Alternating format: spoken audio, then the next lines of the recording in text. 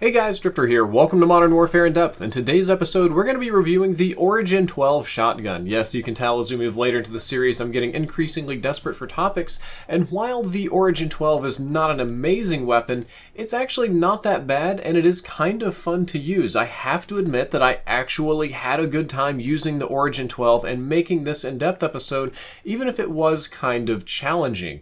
The Origin rate of fire is 240 rounds per minute, which is kind of fast for a shotgun. It's not quite as fast as the 2-round burst of the R9O, and it's a little bit behind the Breaky and some of those other like super powered weapons, but that's actually kind of fast. You can follow up shots very, very easily with this weapon. Headshots, unfortunately, with this weapon only yield 2% extra damage, so I see no reason whatsoever to aim for the head, especially considering that it's a spread weapon. You're less likely to hit the head, and it's better to get all 8 shots hitting the body than to get a 2% headshot damage. You miss one of those and you're already at a loss. Let's talk about the range of this weapon, because I think it's kind of a joke in the community, except for those of you that only play Shipment 24/7 because you're godless barbarians, but everybody knows that the range is kind of bad, and when I tested it, yes, those were the results I got. The base one-shot range on this weapon was 3.7 meters, which is effectively point blank. Instead of doing each individual attachment, I put every single range increasing attachment possible on this weapon, and what I got for it was a whopping 0.8 more meters. It didn't even go up 1 more meter, so you visually almost can't tell the difference between the base one-shot range and the maximum kitted one-shot range. So that's pretty rough, though I do want to point out, while the one-shot range is always going to be very short, nothing you can do can make this very long, it's kind of doable. More than once, I knew when somebody was within my insta-kill range, and I just one-tap them and move on to the next target. It definitely can one-shot kill, especially if you hit center mass. And interestingly, the one-shot range is almost identical to the R9O. For whatever reason, when they nerfed the R9O, they made its performance extremely similar to that of the Origin. So if you use the R9O, if you know how long that one-shot range is, this one's almost exactly the same. Moving along, let's talk about the 2-shot ranges. That was something that a lot of you wanted to know about in the R9O episode, and I was reluctant to do because it's very random when you're dealing with spread weapons at long ranges.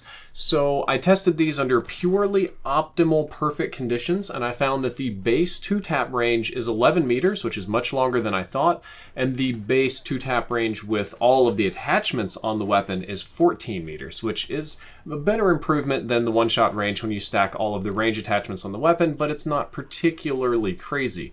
I really, really want to stress that the 2-shot range potential is much longer than you think. This gun actually can shred people at impressive ranges if you're aiming down sights, if you've got the right attachments, if you're doing it right.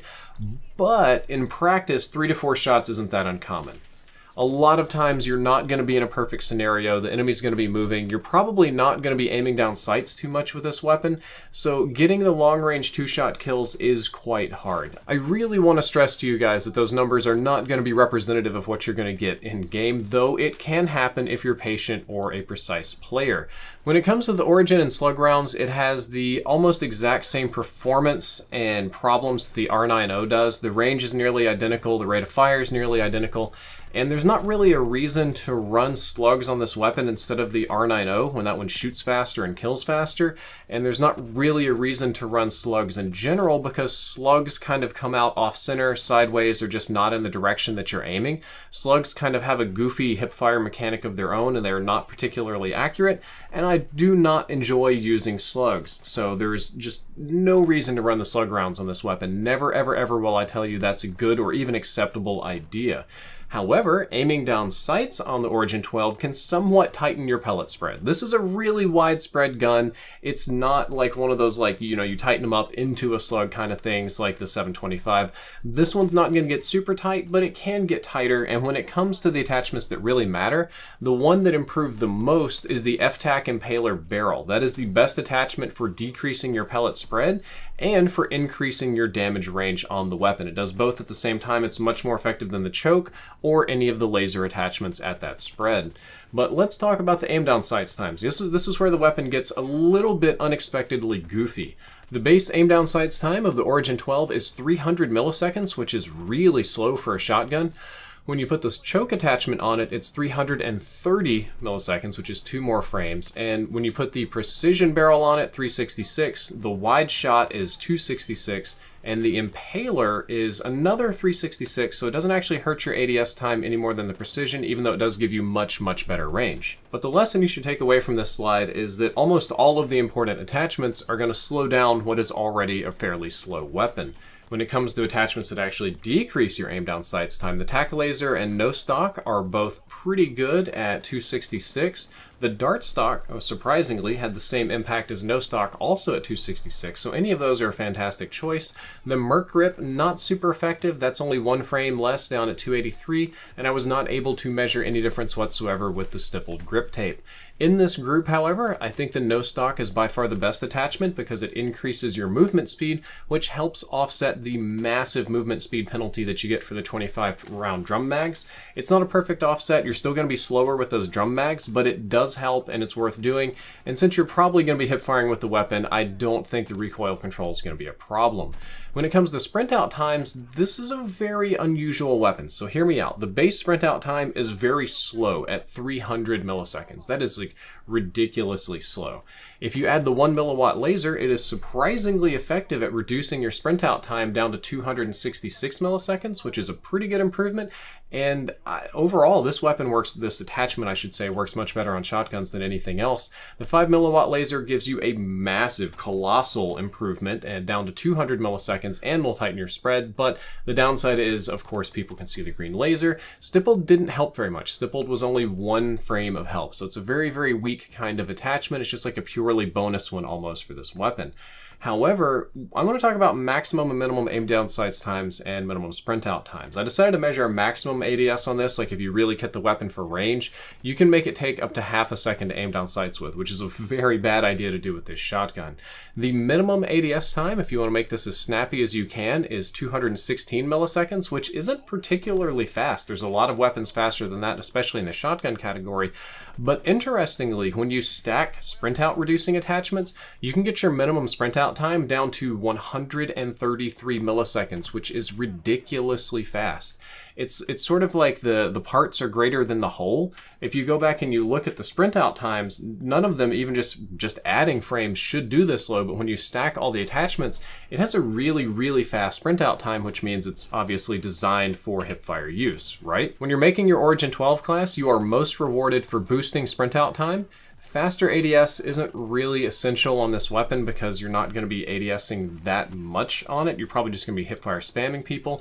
And if you choose to use the Origin 12, then you have already decided that you don't want to go to heaven. You're not going to be a good person. You're not going to be a nice, gentlemanly player. If you're using the Origin 12, you are ready to fight dirty and tilt people and make everybody's life hell on shipment.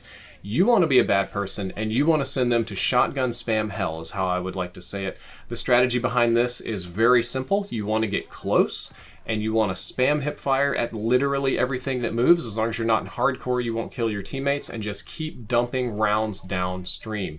As a piece of advice, even though I'm going to recommend a relatively fast class that you can kit your weapon for so you can react faster, don't sprint if you don't have to. Sprinting up kind of to the corner that you expect people to be around and then slowing down and stopping and breaking out the gun and getting it ready for instant hipfire is a much more effective strategy. And you want to use this weapon not to take down one enemy, not to take down 2 enemies, not really to push with a shotgun, but instead to take on whole rooms full of enemies, to really, truly, honestly clean house and wipe out 10 people in one fell swoop. That is exactly what this gun is made for. It is a street sweeper more than anything else in this game. And the class I'm going to recommend is the one that I think works best and does exactly that. You want to put the F-Tac Impaler barrel on there. I know it slows it down, but it will increase your kill consistency at long ranges. It just makes the weapon more consistent. It decreases some of the randomness. The choke muzzle also helps with this. I run the 1 milliwatt laser. I love the 5 milliwatt. It makes it faster and sprint out and yada yada, but everybody sees my green laser and it gives me away. And especially after they get killed by the Origin 12 guy, they start looking for the green laser boy, so I kind of have to avoid that. Stippled grip I run for really lack of anything else important to put on this particular weapon. I guess I could put sleight of hands on there, but stippled grip does slightly help with the sprint out time, which is important, and it does something to the aim down sights time, and since I'm stacking other attachments, I'll do one that reduces it a little bit. And of course the 25 round mags, which is something that we haven't really talked about that much so far. The 25 round mags are awesome on this gun. They do slow you down a lot. They do slow your ADS speed down. It's not perfect, but mother of God, can you clean house with these? You can kill 10 or 15 people before you even need to reload. It makes you very comfortable with your ammo supply, reduces the pressure on your gameplay. It almost makes you feel like a juggernaut when you walk around just spamming people with this, and I would recommend them on every single Origin 12 class. Guys, that is all for this episode of In Depth. I hope that you enjoyed it. I hope you learned something useful. If you did, don't forget to like, favorite, and subscribe. Drifter out.